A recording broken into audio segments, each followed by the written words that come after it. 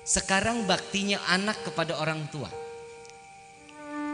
Sekarang baktinya anak kepada orang tua. Ada nggak yang ngebalas orang tua seperti apa yang dilakukan saat mereka saat kecilnya? Tidak akan pernah ada. Nggak jarang anak yang menaruh orang tuanya di panti jompo. Ada orang tua yang dalam keadaan sakit dia panggil baby sister untuk ngurusin orang tuanya. Ada nggak? Padahal itu cara Allah Subhanahu wa taala ingin mengangkat derajat anak-anaknya, membalas saat bakti di mana orang tua mereka yang dalam keadaan sudah tidak mampu. Orang tua kita saat ngebersihin kotoran kita gak pernah pakai masker. Pernah gak pakai masker? Ibu pernah sadar deh, bapak pernah sadar. Nauzubillah min dzalik, kalau di akhir nanti mudah-mudahan kita punya anak-anak yang soleh-soleha. Kita sampai udah gak bisa ngapa-ngapain di atas tempat tidur, udah buang air di tempat, pipis di tempat. Coba kita lihat anak-anak kita yang gak jarang juga anak-anak pakai masker sama sarung tangan buat ngebersihin kotoran orang tuanya. Kira-kira yang begini anak durhaka apa anak soleh? Salah satu sahabat Nabi Muhammad SAW, Uwais Al-Qarni, bakti kepada orang tua, gak tanggung-tanggung. Orang tuanya buta. Beliau pengen ketemu Nabi, gak punya kesempatan. Orang tuanya ngelarang. Padahal beliau lahir di zaman Nabi. Bisa dikatakan sahabat jika dia bertemu. Tapi gak ada kesempatan buat ketemu dengan Rasulullah SAW. Saat beliau ingin mengadu kepada ibunya, ya Rasul, wahai ibu, aku ingin berjumpa dengan Nabi. Sebelum dia bicara, orang tuanya telah bicara duluan. Wahai Uwais, insya Allah aku ingin melaksanakan ibadah haji. Jika diberikan kemampuan oleh Allah, maka aku ingin tahun yang akan datang aku ingin melaksanakan haji. Baru mau ngomong gak jadi. Uwais Al-Qarni, Uwais Al-Qarni badannya kurus. Beliau kerja siang, sore, malam kerja. Untuk apa? Untuk hanya membeli seekor sapi. Seekor? Adik-adik didengar nih baik-baik. Beli seekor sapi. Uwais Al-Qarni dapat 1 ekor sapi, masih bayi, masih anak-anak.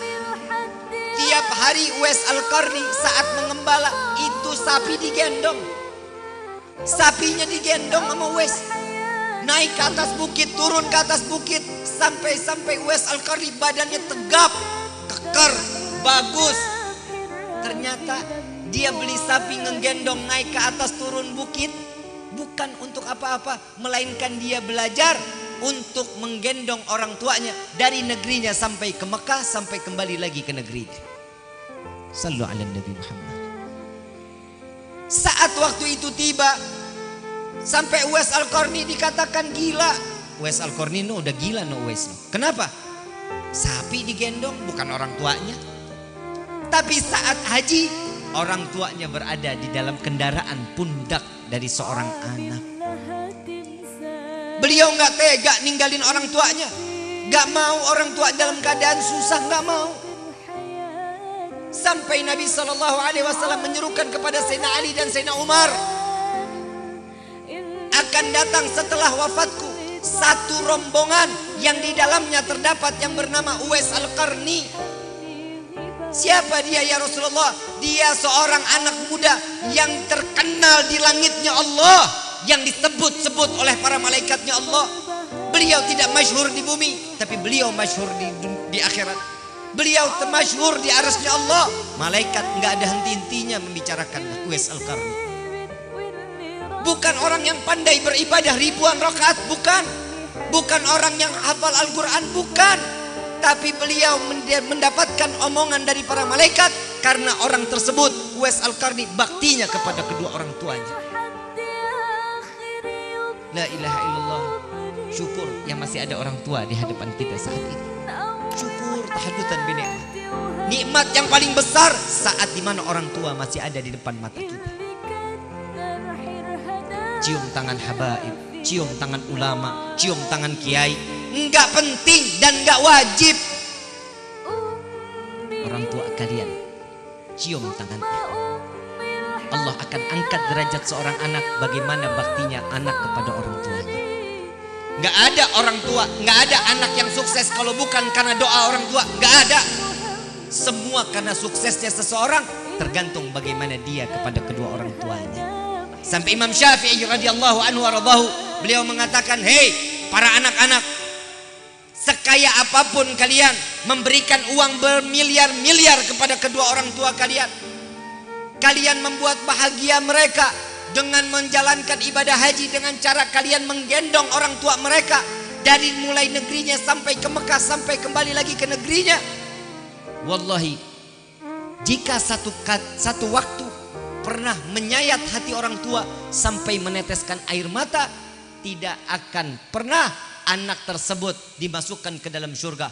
Haram surga untuk anak tersebut." Jangan main-main. Orang tua kita kalau nangis gak pernah di depan kita, gak pernah.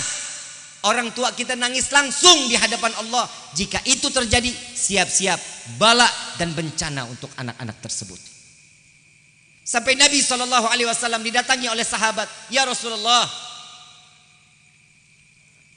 sudahkah aku berbakti kepada kedua orang tuaku? Semua aku berikan kepada kedua orang tuaku. Aku membawa kedua orang tuaku dari Yaman sampai ke Mekah, sampai kembali lagi ke Yaman, tidak turun dari gendonganku," katanya. Apa jawaban Nabi SAW? "Wallahi, apa yang kau telah jalani belum dapat membalas satu hembusan nafas di mana engkau dilahirkan ke dunia ini." Orang tua ini nomor satu, hati-hati nih, hati-hati. Wallahil azim, tidak ada anak yang bisa bagus di dalam kehidupannya tanpa doa dari orang tuanya. Gak mungkin.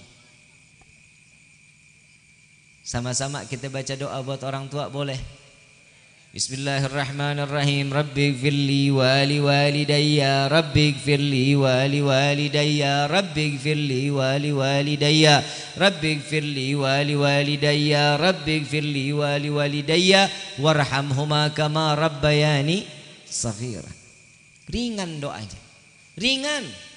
Tapi di situ Allah Subhanahu wa taala akan memberikan keberkahan kepada anak tersebut.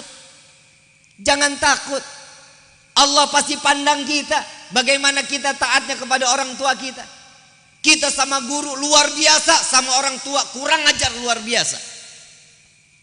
Sekarang udah mulai banyak anak yang durhaka sama orang tuanya tuh, aduh bukan main lagi. Di Facebook banyaknya luar biasa yang caci maki orang tuanya, sampai mengatakan, "Nyesel saya dilahirkan oleh seorang ibu dan bapak yang miskin." Banyak ada, itu aib. Nggak kebayang laknatnya Allah akan diberikan kepada dirinya. Hati-hati, jangan main-main dengan orang tua, jangan main-main. Ada saat ini cintai, sayangi, junjung tinggi, naik di atas kepalanya. Naikkan orang tua itu di atas kepala kita. Kalau cuman cium tangan sama habaib, kiai, ulama, itu cuman mengikuti sunnah kepada Nabi. Orang yang bersalaman kepada alim ulama sama seperti mereka bersalaman denganku, kata Nabi. Ambil sisi positif sunnah yang diberikan oleh Nabi Muhammad SAW. Tapi kepada orang tua wajib hukumnya. Kepada orang tua apa hukumnya? Nangis di hadapan Allah untuk orang tua. Selalu berdoa, "Ya Allah, bahagiakan kedua orang tua kami dunia wal akhirah." Minta kepada Allah, "Ya Allah, jadikan tangan kami yang selalu berbuat dosa ini untuk menggenggam tangan kedua orang tua kami sampai kami masuknya ke dalam surga."